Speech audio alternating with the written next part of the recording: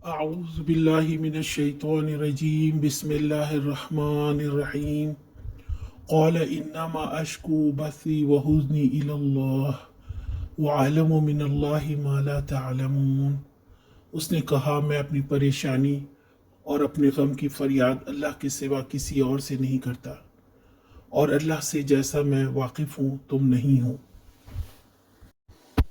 याकूब अलैहिस्सलाम ने फरमाया, बेशक मैं अपना गम और वो जो मेरे दिल में है वो मैं अपने रब से बयान करता हूँ।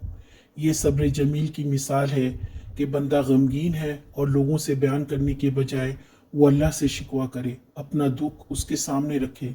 लोग किसी के दुख का मदावा नहीं कर सकते। यहाँ एक और बात बयान की जा रही है कि कोई आम आदमी हो या अल्लाह ताला का नबी, गम सबके बराबर हैं और सबको सब्र की तलकीन है।